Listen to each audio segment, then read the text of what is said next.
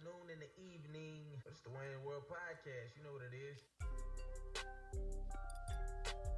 We're going to get that raw. We're going to get that real, that uncut. For so. You know it's your boy AntMoe. For so. You know it's your boy AntMoe. Boy, don't act like you don't know we love God. For so. Chill.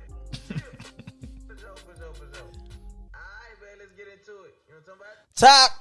Top of the morning, the afternoon, and the evening to you, whomever you may be, wherever you may be watching, looking, or listening. It's your boy AntMoe, trapping out a bando.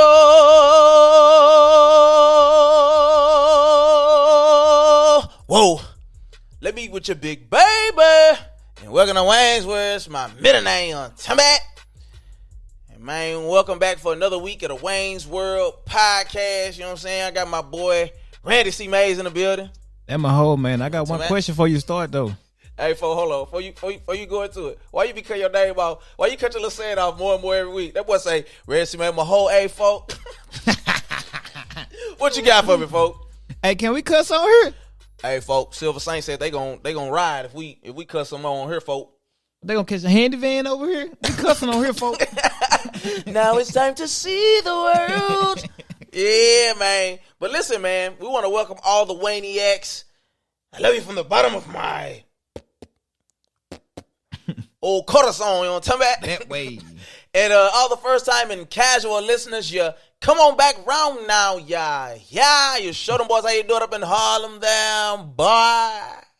And so all those first time and casual listeners, you may be wondering, what is the Wayne's World Podcast about? I'm glad you asked. It is a variety podcast for the classic man with an edge. That is the man who loves God, puts his family first, and aspires to be great. Essentially, we want to take this little platform of ours, and we want to create a safe haven for the believer. Absolutely. And so before we even go into randomness, we want to stop and say, ladies, we're here for you. We are. We love you. Do. We need you. Do. Watch. Listen. All those things. Man, learn your little sports. It'll catch you something. You know what I'm talking about? It'll catch you a little old dude or something that, you know what I'm saying, on the old whippersnappers around here. You know what I'm talking about? That little guard too. Yeah. You know what I'm saying? No, but seriously though, the idea is to give people a little bit about a lot. You know what I'm saying? Right. And so I don't ever go super deep analysis on anything concerning sports, but it does give you a little brief overview. My wife actually has learned some stuff.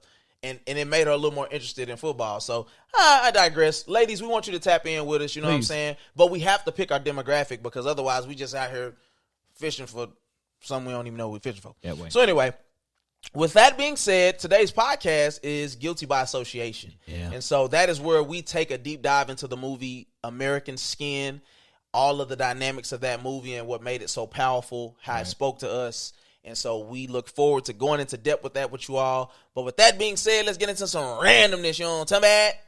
Oh, you random, huh? Random. Says Sersky. You know what I'm talking about? So let's get into some randomness. You know what I'm talking about? And we got the man who stole the inaugurational show. Old Bernie Sanders. You know what I'm talking about? My boy was in there. I'm bossy. That boy was in there look like a bad beef, folk. You know what I'm talking about? Old Bernie Sanders in the flesh. Yeah. That boy stole the show at the inauguration, man. Unbothered. Unbothered is the word. That's that boy whole mood at you, folk. Yeah. So let me ask you. So you watched the inauguration. I did. I've almost never watched an inauguration. Yeah. What is the reasoning behind watching it? And just for me, it's just this year, of course, was big because of Miss Harris. But I mean, I watch it every year, man, just to watch the changeover, man, and it's actually quite entertaining. Well, the singing wasn't that great this year, but it's actually who's that, J-Lo? What are they doing? Terrible, folk. If you don't let her go in there and do a couple belly rolls and get on out of here, folks, she ain't no singer. Yeah, what you, Shakira? Come on, man. Yes, but it did. I mean, it was good, man. It's history, man. I just use it. I normally watch it, man. Yeah. And Miss Harris, if you're nasty, he's talking about Kamala Harris is who he's referring to, right? And she's the first woman of color, you know, to hold the position of vice president, right? And so, right, she vice president, right? All right, folks. She is vice president. I don't be paying attention. I don't be paying attention, folks. But the free world. Yeah, well, to some. But that's what's up. So yeah. Folk, I thought she was chief of staff or something. All right. Yo, it's certain people you don't play with, folks. I'm just playing. To make A is gonna fire I'm you just up. playing. Hey, what they little saying they be saying? You been not saying. Hey, folk. All right. Hey, they don't play about that. What they used to do, they used to send chills up his spine, folks. Woo! Man, but nah, congratulations to Kamala. Absolutely. First, woman of color as a vice president. That actually is a big deal. I'm totally joking and capping. Y'all know how we do on here, man. That's what randomness is all about. Shout out to my boy Bernie for doing what he do. You know what I'm saying? Yeah. And my question that I was going to ask you is, for the black person, right? Is it important that we have full-blown Negro in there, or just that they be a person of color? Person of color, man. She look black, she black. Right. Hey, folks, you got 1% black in you. They say you ruined the whole batch. They said that. Yeah, that's what they said. But yeah, man, so I agree with that. I think it's an important question, though, because we look back at Obama as well, and, he was believed to be a Kenyan man. I don't even know if it's even speculation anymore. But for us, he black. Black. So you representing for the black. Even though he never said he was black, we'll take it. He got the swag of a black man. When he say he's black. Nah, I'm just saying. Yeah. I'm like, I thought you said he did. I'm like, when did he say that, folks? I won't know. We don't have to. You don't have to. Yeah, we just like we did with Clinton, huh? Yeah, you black folk. It is what it is. But nah, so, and but like I said last week, Trump rolled up out of here like a singing a slow song, folk. Yeah. He didn't say a word. We probably never see him again. Somebody said he popped back up at the White House, folks. They say he left his phone charger plugged in. Hey, right. He at the front. Like, they say he left his phone charger plugged in, folks. He tried to get the shelf. Hey, Chris, let me get my charger. Let me get the folks. Let my aux cord. Nah, folks, you're not getting back in here, and we're gonna shoot you if you step back on these premises, folks. Hey, be careful. Look, you can't play like that, though. This boy be heat checking me, bro. Hey, look, I be super. Nah, but you right though. Yeah, you can't. I listened to this other podcaster for like 3-4 minutes, and he basically said that on Apple Music they did not upload his podcast because, but he was like going for people's neck though. Yeah. He was really going in, and he's like, "Well, I thought we was just say what we want." No, you can't. No, you can't. That's why you can get demonetized on YouTube. That's why they can choose to not put you on their platform. Mm-hmm. You got to be on Patreon, folks. Yeah. So I ain't trying to really. Once again, folks, I'm just capping. Yeah. But but I will say that though. Like you said, he didn't even show up to the inauguration. He supposed to like hand the torch over or something, right? Essentially, thing, but yeah, he said he wasn't coming though. Yeah, so. He ain't gonna show no respect, folks. We know him. If we don't know Trump for nothing else, he's the pettiest president that we've ever known. Facts. So, and used to light Twitter on fire. You know what I'm saying? I'm gonna miss that. But anyway, I'll say this. Let me just say this. I wasn't pro-Trump or against Trump. I don't really care. But when he posted a tweet and say, "Make America Great Again," it really made me laugh. I took it as a joke. I'm like, he can't be serious. So for me, I get it. Why some people was like, "Oh, he's so random," all the things he did to women or spoke about. But I'm like, you can't take this guy serious at all. You know what I'm saying? So I'll say that. We'll move on, man. With that being said, though, it's time to get into some sports. You're going to get these sports, you know what I'm talking about? Oh, yeah. Huh. And we back in here. Yeah. Hey, this ain't no intro. This the entree. Did that intro with Kanye and sound like Andre. Tryna turn my baby mama to my fiance. That boy good. Hey, that's Azukas. Sexual chocolate. That boy good. You want to tell that? Let's get into some sports, man. So listen, the Super Bowl matchup is set. Yeah, man. Chiefs versus Tampa Bay. Yeah. GOAT versus baby GOAT. Yeah. You know what I'm talking about? Big bad versus little bad. Yeah. Shout out that boy Shannon Sharp. So my question is, obviously, who you picking? Yeah. But is this a changing of the guard? Is this the final nail in the coffin of the old Tom Brady from the baby GOAT, or is this going to be another lesson taught by Brady of why he is, in fact, the GOAT? I'm going to go lesson taught, man. I'm going with Tom, man. TB. TB12, folks. TB. Boy, ain't 8 meeting years, folks. TB, folks. Hey, look, this is where we agree to disagree, because I'm like, old Patty Mahomes finna rip that boy a new one, folks. Old Patty wagon, kid, folks. A paddy wagon was a police car back in the day, wasn't it? That's a big police car where they can put multiple arrestees in at one time. Yeah, like a big. So y'all still use those? Okay, I thought that was like an old school term for like pre-corona. Right, and that boy say all the prisoners got to be 6 feet apart, folks. Y'all got to put them in stretch limousines. Boy going to jail in style.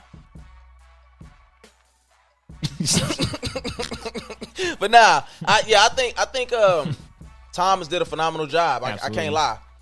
10 Super Bowls in his career, won 6 of them. I don't think he's winning 7, but if he does, there is beyond a shadow of a doubt, no doubt in my mind, he is the GOAT, the greatest of all time. Don't at me, don't argue me. Not only did he pick the team, gelled with them the best that he possibly could, right, but then he went on that, because see, in the past, there was like less than 20% or something of teams that could win those 3 games in a row to get to the Super Bowl. Right. You did that pretty much with ease. Right. Man, that dude is great. Right. Phenomenal. And so, okay, week or 2 goes by. Super Bowl is over with. Patrick Mahomes done won. Got 2 Super Bowls. There you go.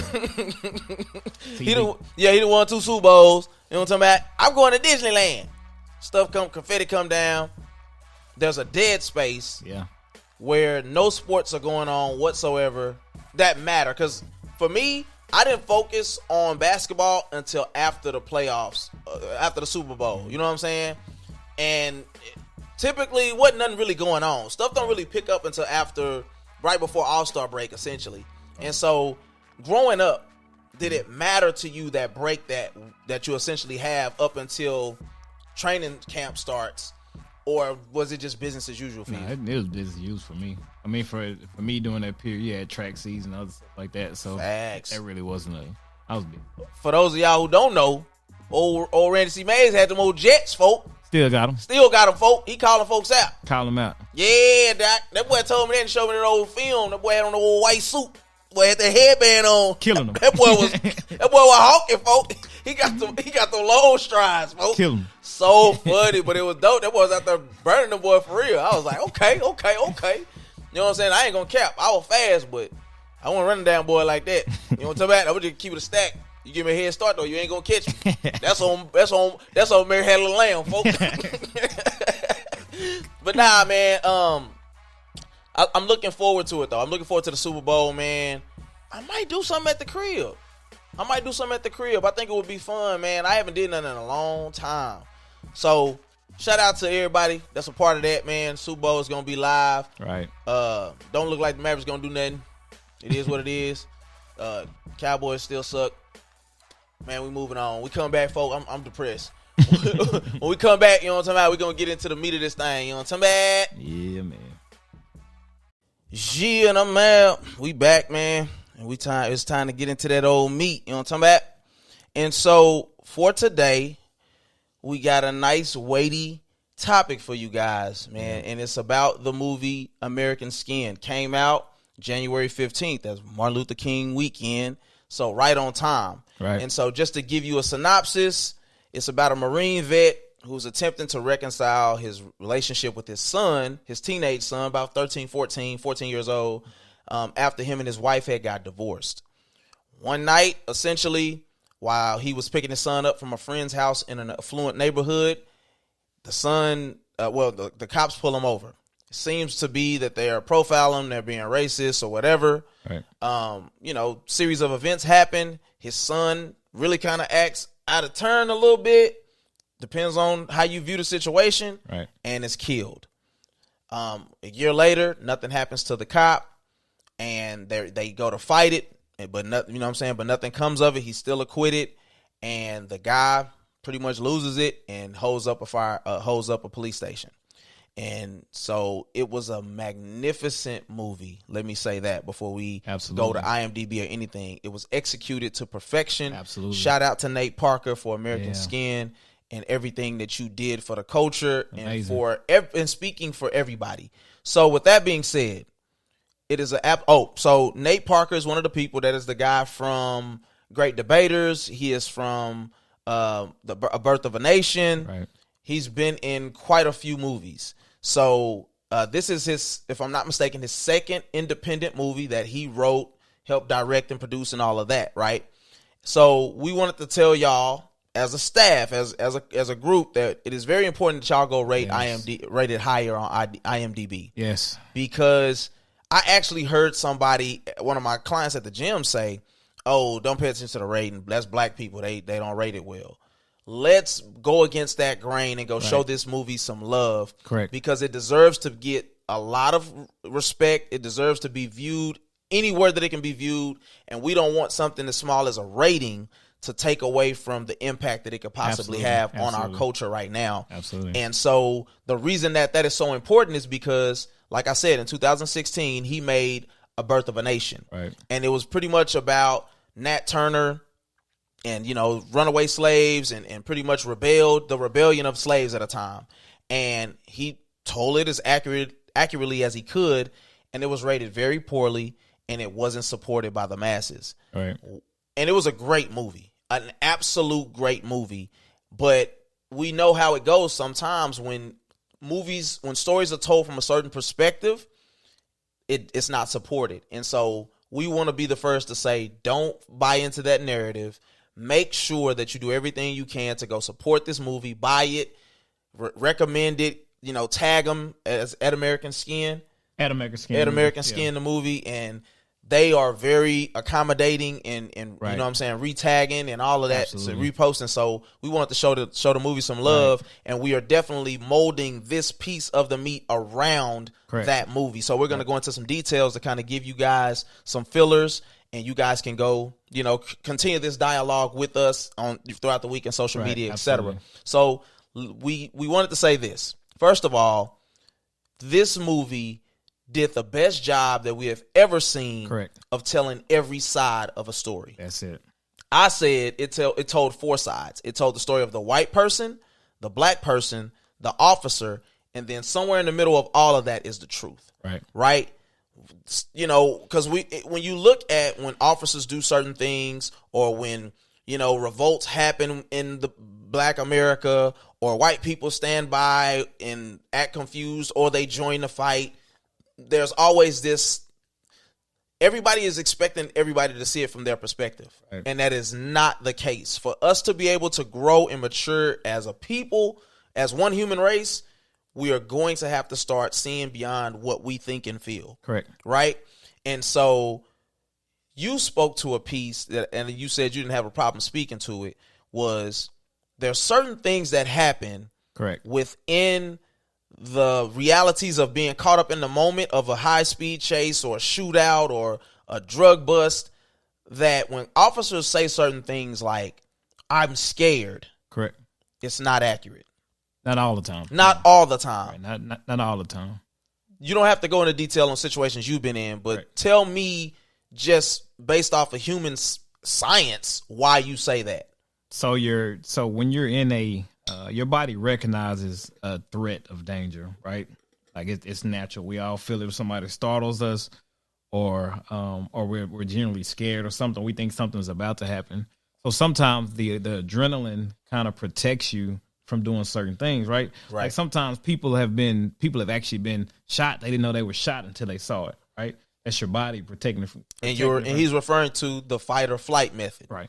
So really, once you come down off of that adrenaline rush, which could be an hour or 2 hours later, you come down off of, your hands start to tremble. That's kind of when you start to really feel that fear, like this could have happened to me. I could have died, this, that, another. Once you kind of snap to, many times when you're in the midst of a situation and there's training, there really may not be necessarily a level of fear. You kind of just revert back to your training. This is why people they preach the whole, we need more training, or they should be trained different, etc. Because when you get scared, and you can't think, you revert back to training. Right. You don't go back to anything else. You go back to how hard you train. Right. You know what I'm saying? So speaking of that, not saying that, you know what I'm saying, that people don't be scared or they're lying, saying that. I'm not saying that at all, but I'm just saying that sometimes in a situation that you don't necessarily feel scared till later on. You're saying, so basically that can't be the blanket answer for why people do the things they do. Right. And at this point, I think we're aware, or officers should be aware, that that's no longer going to be accepted. The whole "I was in fear for my life," that's really not going to fly anymore. Right.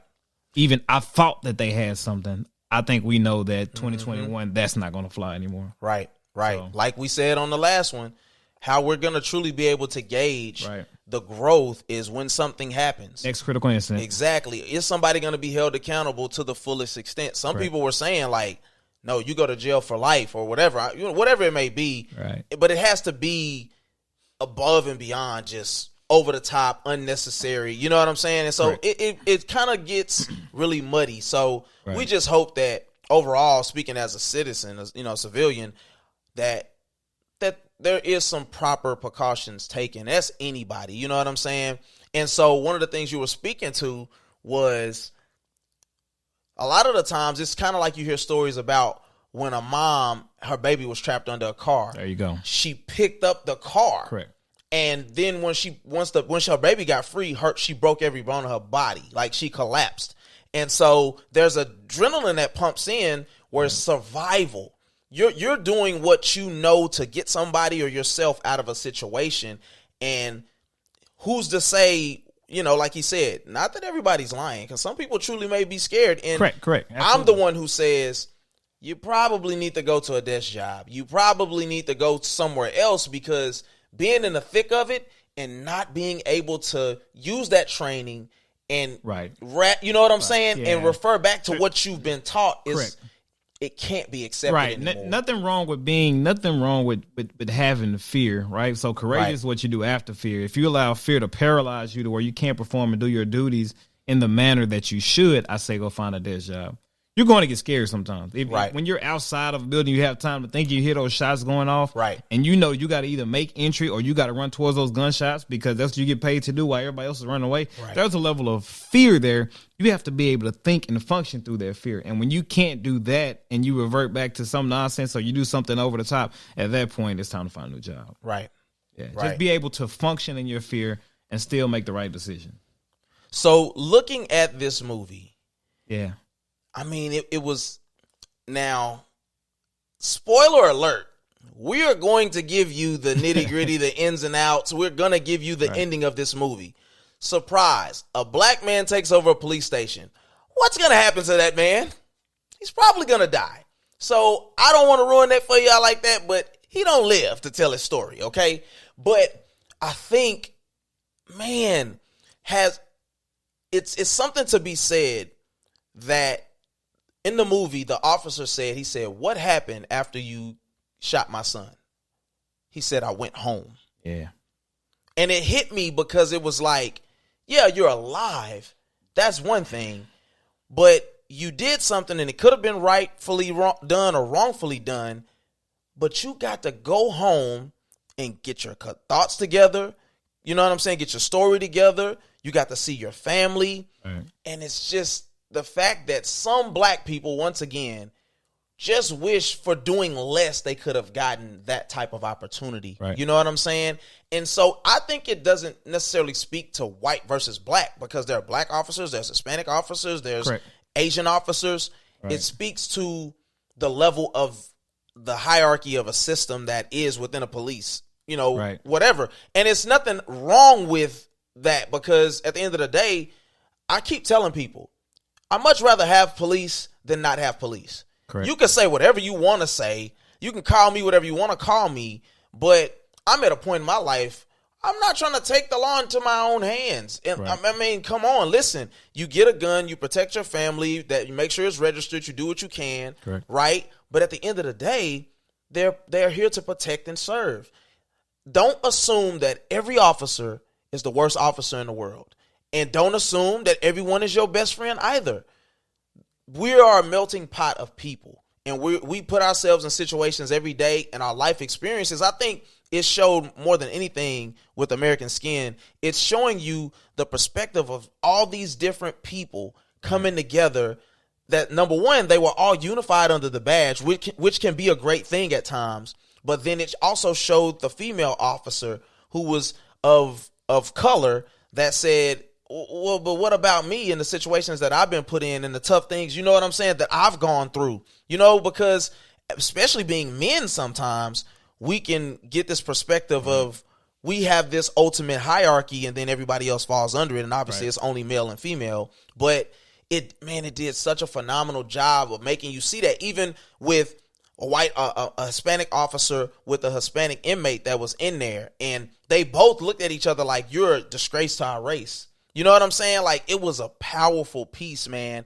And so it made me think about something that, you know, transpired months ago, you know, with the shameless killing of George Floyd. And it's the restlessness of the black community in America.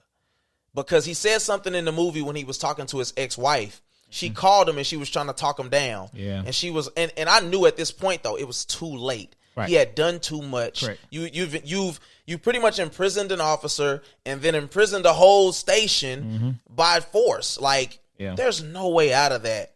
You know, and not in today's society and culture. Right. But he said something when she said, no, we're going to just come. We'll rebuild. Me and you, we'll do it together. And he said, why do we always have to be the ones to turn the other cheek? Yeah. Why do we always have to be the submissive ones? Right. I've seen them rape and pillage and kill and take everything, and we just have to be innocent bystanders. Right.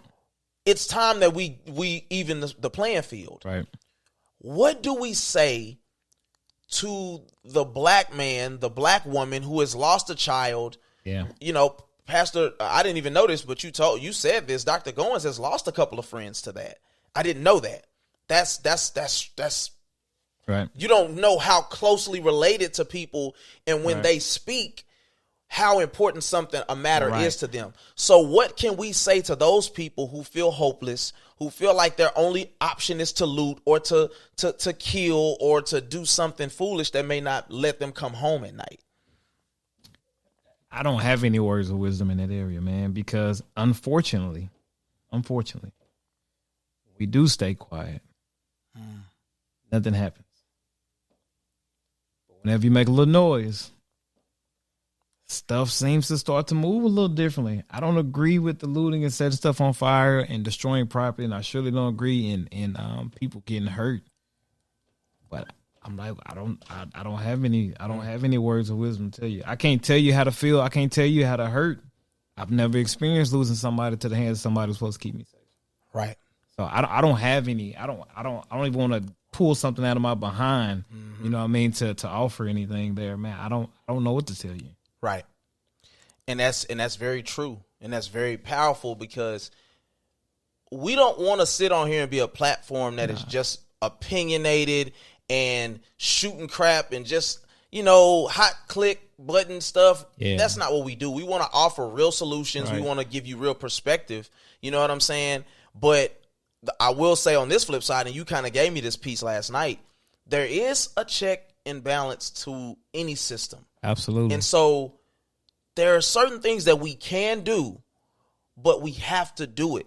If 2020 showed us nothing else, that there's power in numbers. Right. And when we all stand and we all are unified to say, it doesn't have to be this super pro-black thing and this super against white or officer thing, but we're standing for what's right thing. Right. You know what I'm saying? And as a believer, that's a gospel issue, and that means that it deserves my time and attention. Right. So we talked about there being internal affairs. When an officer does something, they're invested. That requires an investigation. Correct. Internal affairs is a totally separate division. Correct. That doesn't have a benefit of acquitting an officer. Correct. They are there to get the job done. Correct. And so that's a step that we have to understand, that it's not to say that they just skate free, but for an officer, they do have the ability to explain themselves and their rationale in a moment. And we don't understand that. The only thing that I will say, and I'm not justifying anything ever, but we have to understand that most of us have never been put in a situation where something was pulled on us or we had to make a split decision.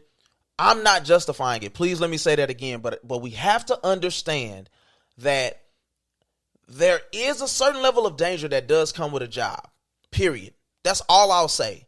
I know we don't want to step on toes, but I also, once again, I don't want to be irresponsible with my platform. Correct. That I'm a believer first before anything. Absolutely. Before I'm even a black man, I'm a believer. Right. And I want us to understand that we have to look at both sides of the coin always.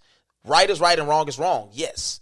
But then my experiences aren't your experiences, aren't Randy's experiences. Absolutely. And sometimes things happen that make us get into certain modes. And I'm just asking that we start making the changes necessary as believers, because that's who this platform is primarily for. Absolutely. To start loving and start trying to understand. Because I'm not saying that you just love somebody just keep shooting people and you just love them. No, that's not what I'm saying.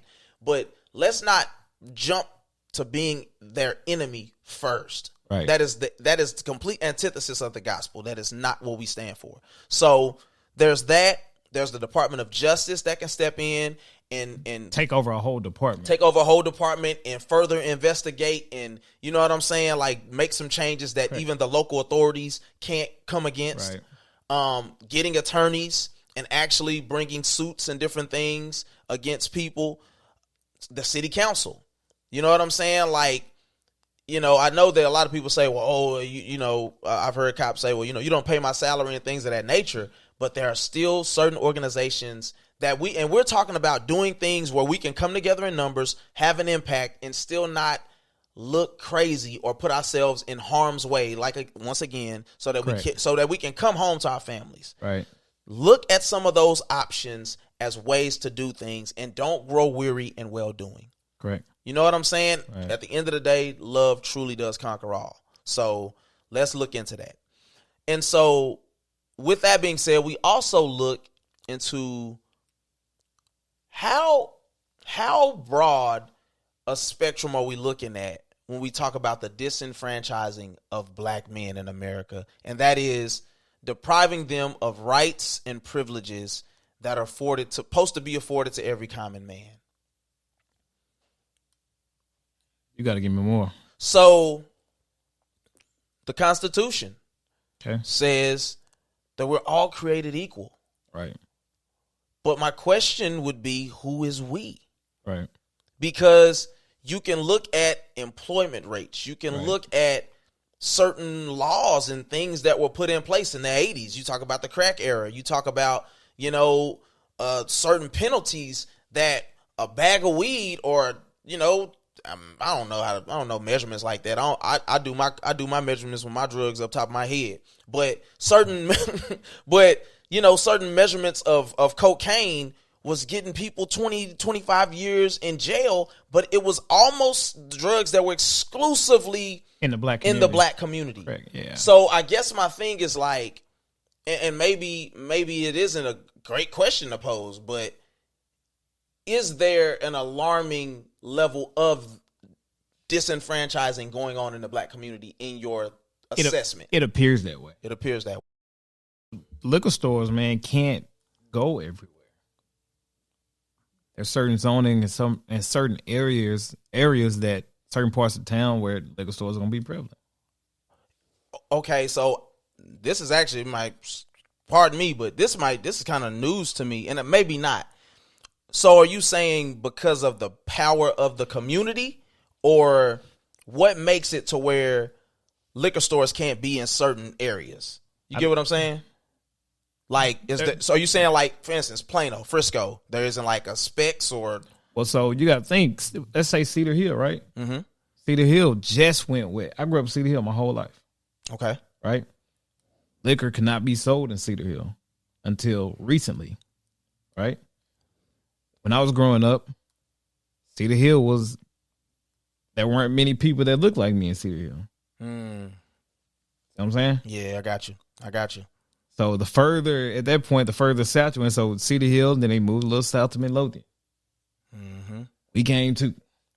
But now a little further, you see what I'm saying? So yeah. So I just look at stuff like that, man, and say, why? What does alcohol do? Yeah. What does that call do to people? And it's not to say that people that aren't of color, white people or certain people like that they don't drink, because that's obviously not true. But it's something about making those the staple of certain corners in neighborhoods, especially where people don't have much. Right. You know, you start turning to certain things like, and I know this because I've seen it in my own family and in my own community. So that is a great point, actually. Yeah. And it's very unfortunate, man. But I think at the end of the day, a lot of stuff is money. And I'm glad I remembered the point because I didn't write it down. The bigger point that I took away from American Skin was that it wasn't a racism issue. It was a classism issue. Right.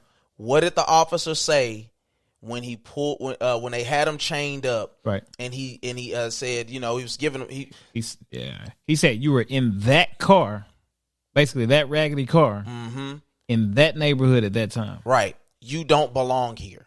Basically, essentially, yeah.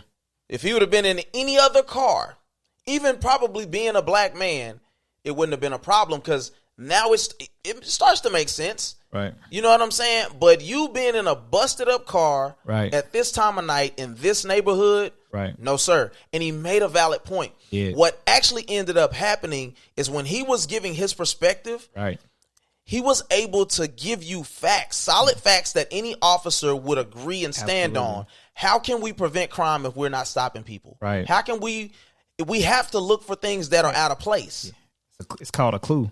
Yes. And so if I don't pull you over, then I could potentially be letting you leave with a trunk full of something, or you're on your way to do some harm to somebody. But the problem is, like we talked about last night, how do you treat that person when you pull them over? Right. Because for all intents and purposes, he was an upstanding citizen, Marine vet, did everything he did for his son. You know what I'm saying? We still don't know the ins and outs of what happened with the marriage, but I think what it was is when he came back from war, mentally, you're not in the same space, and somebody either has to really get in the paint with you, or y'all gonna fade away a lot. And so, yeah, man, it speaks to me that I think overall we can make things about how you look all day long, but at the end of the day, if a Mexican, white, Asian, Cambodian, I don't care what you are, if you are able to afford the same lifestyle as me, typically I wouldn't have an issue with you whatsoever. That's just off the rip. If you're in the same neighborhood as me and you get what I'm saying? It's only the people who appear to be a tier under that make you feel uncomfortable. You know what I'm saying? Yeah. Am I to believe that white people don't wear hoodies? Right. You get what I'm saying? It's just certain dynamics of color is the surface level thing that gives us something easy to identify somebody as, no, you're bad, you're harm to me, versus you're a safe zone. Because you said something about the classism that's important. If you are in a nice area and you're African American, right? Mm-hmm. And then say you find out that your neighbor up the street who's also African American, you pay your full mortgage, right? Mm-hmm. You find out that there's maybe somebody else that's your same. We'll just say the same race. We won't even use African American. Same race up the street. You find out that the owner moved out and now he's renting that house and put it on Section 8. The only way they could afford to stay there is because it's now on Section 8. Right. You can treat them the same. But if you get so many Section 8 houses on your street, you're going to feel away.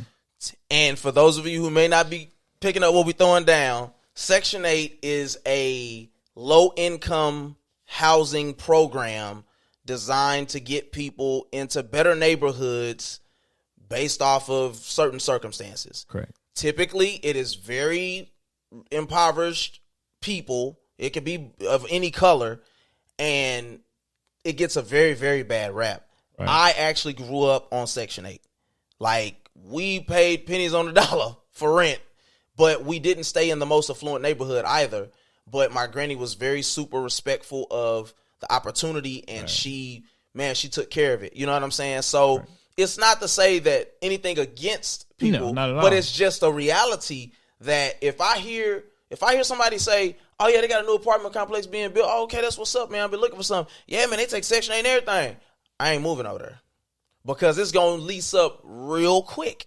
And typically, in my experience, my personal experience, Anthony, that's not well. When you get a whole group of that type of low income, it comes with poor choices. It comes with high crime. This is just in my experience. I ain't knocking nobody who own it. I grew up on it. I'm just saying in my experience, it doesn't bode well. So that's all I'll say. So ultimately, at the end of the movie, he gets the officer in a position to feel exactly how every black person in America has felt. Right. Not only that officer sitting in the chair, but the officers that were sitting in the room chained. Right. He had a gun to his head, ready to pull the trigger, and he made the officer call his family and say the last goodbyes. Right. His family, his wife felt pretty much no control, and she was just like, no. And when he put the gun to the guy's head, it just sent chills to my spine thinking about it now. Right. But he had made peace that he was finna die, and every officer in there pretty much was begging him not to do it. I'm gonna tell you something else that you maybe you caught or didn't caught. The people that were watching it, the people who decided it, made peace with it as well. They didn't have the same approach as the officers. Right. So it was a guy, real quick. It was a guy in the movie that he filmed everything. Right. Somebody ended up getting hurt, and he had to step in and be a part of the 12 jurors because he created his own courtroom. Right. He then gave a perspective of, I have an officer in my family. Yeah. He's a great man. But I've also seen plenty of lives lost by carelessness in the police force. Correct. He said something to the effect of, if it takes this man to lose his life to send a shockwave that creates an agent of change, then so be it. In that moment, because they voted, and all the black people said he should die, or he was guilty rather, right. And all the white people, you could tell they were just like, no, he white, he shouldn't die. That's the way I took it. The black people were like, we done been through enough. He should suffer the consequences like we did. The white people were like, no. When that black guy made that statement, it was like they saw the sacrificing of one for the greater good as okay. Right. Am I correct with that? And it was like, it was powerful to me because it showed me how when you can connect with somebody mentally to be able to like get this certain general understanding, how powerful change can really be. Correct. Oh man, that was a powerful moment in that movie. It was, absolutely. And so he puts the gun to his head. If I'm not mistaken, he pulled the trigger. Yep. He pulled the trigger, but it wasn't any bullets in the gun. Right.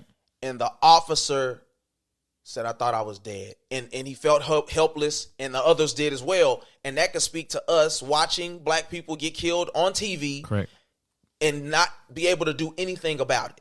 Right. We just watch and we're like, can you please take your knee off of his neck? Right. There's people standing by like, and I'm not going to do anything to you because what's going to happen to me as a result of me stopping you? He helped the officer and every other officer in that room understand it, and then he let them all go. Yep.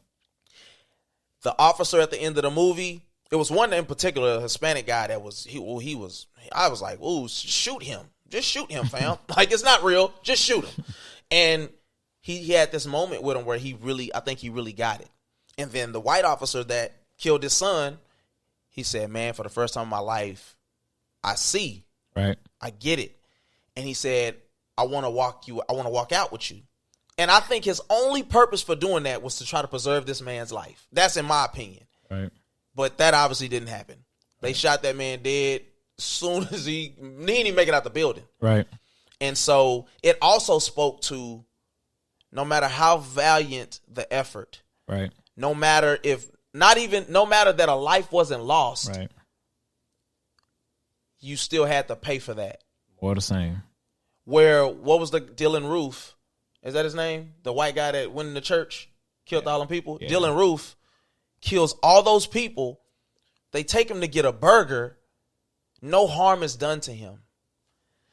It's unfortunate and it's not justice.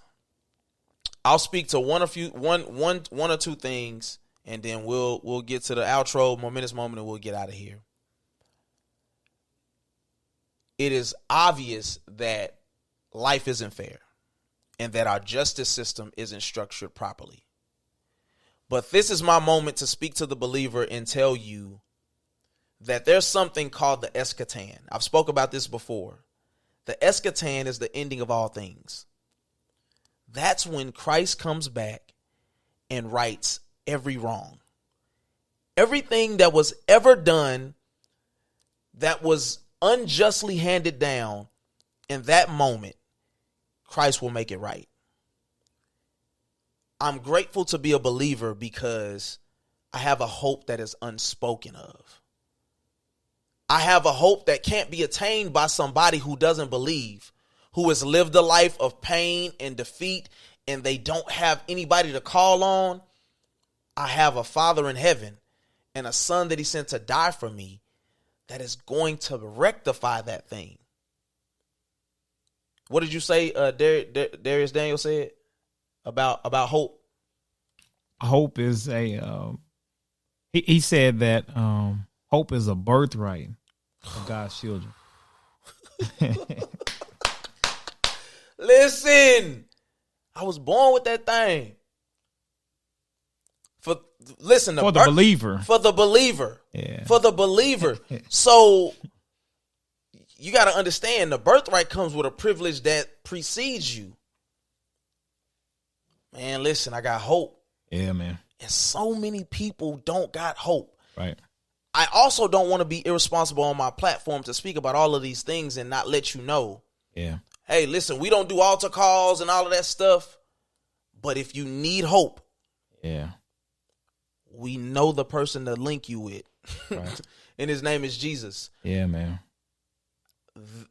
That's the only thing I want to impart on y'all. Right. We are hope carriers, and we serve a God of hope. Absolutely.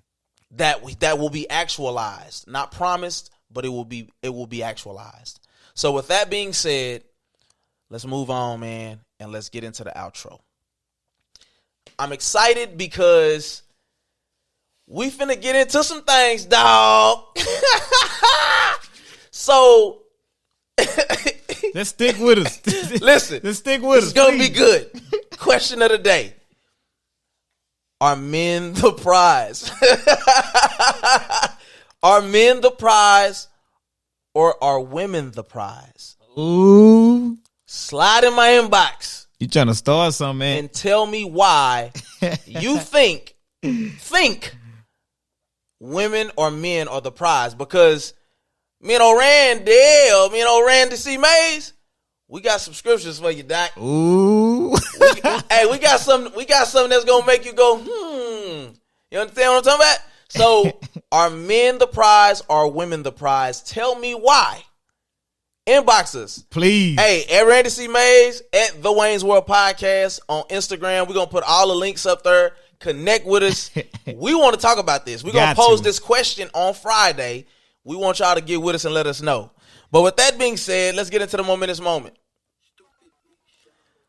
So, we're going to get into something that's near and dear to our heart next week. And so, before I also tell you about that, we're asking that question for question of the day because in a couple weeks, we're going to start a series called Relationship Bag. And we're going to delve into some things, men versus women, some scriptural things, some fun things, some factual things that we want to really break down and separate it and get some dialogue. So ladies, absolutely, tune in, tap in, let us know what you think. But so we got next week, Girl Dad Talk. I have 4 girls. Randy got 2 girls. Listen, it is life-changing. Absolutely. I'll just say one thing real quick, too. So, my daughter's birthday is on this Friday, January 29th. She apparently hasn't been doing any chores at her mom's house. And she's gonna let her do something on Saturday. They're gonna go to the mall, whatever. But my daughter said something about a slumber party. Well, I wanted to have a slumber party, but my mom said I didn't wash the dishes. Now, this is how she downplayed it. My mom said I didn't wash the dishes, so, and I'm like, you didn't wash the dishes? It's your birthday. Like, I'm a softie, folk. Right. Listen, as much fuss as I put up, I'm weak. So I'm just like, how many girls? I'm asking all these questions. She said 9 girls. I said 9 girls? Folk, hey. I said, what you think? We the people upstairs? We'll tell you about that next week. But I'm like, fam, that's a lot. But I'm like, talk to your mom. After y'all do what y'all do, you can come here. Y'all can order pizza, popcorn, all that. I talked to her. Talked to my ex-wife. She say, they ain't been cleaning up nothing. They ain't been doing nothing. I've been having to force them to do stuff. So in my book, if they want to do it, if they want to do it, they should have been following orders. And I'm like, yeah, but it's their birthday. It's her birthday. Like, let her make it, folks. She was like, I told her, I said, I'm a softie, man. Right. My daughter, look at me with that pretty face, them eyes. I'm just like, yeah, it's my seed. What do you want from me? I told her. So look, she said she'll be fine. I said, come on, folk, have a heart. Have a heart, folk. She ain't even respond. I'm just weak for my girls, man. Like, they get on my nerves, but I love them to death, man. Right, so right. they probably gonna have a slumber party at the bar, folk. It just is what it is. But we're gonna cut it in half. Their punishment is you're only gonna have 2 other kids. So y'all tap in with us next week, man, for Girl Dad. Yeah. It's gonna be a phenomenal episode. Absolutely. Man. We're gonna kind of break down some things as far as fatherhood, the dynamics of raising girls only, right? And even the impact of how I viewed women before and after. You know what I'm saying? All of it matters. So yeah, man, how you feel about the episode today? It was good, man. Good stuff, man. I like it, man. I like it. Let me add something real quick. Yes, sir. Watch American Skin. There are some parts that are going to make you angry. Yes. Please don't watch it with any kind of bias. Watch it with an open mind and listen. Please do that. Absolutely, man. That movie is fire. We recommend it. Absolutely. Once again, shout out to Nate Parker. We appreciate you for contributing in the way that you did, man. It was nothing short of phenomenal as a movie and the messaging. So, man, we at the end of the podcast, man. We thank you for watching yet another week. Thank you. Y'all know how we end this thing every week, man. Life is hard enough. So don't just live elevated. Until next week, we love you. May the Lord keep you. We'll see you at the conference. Peace.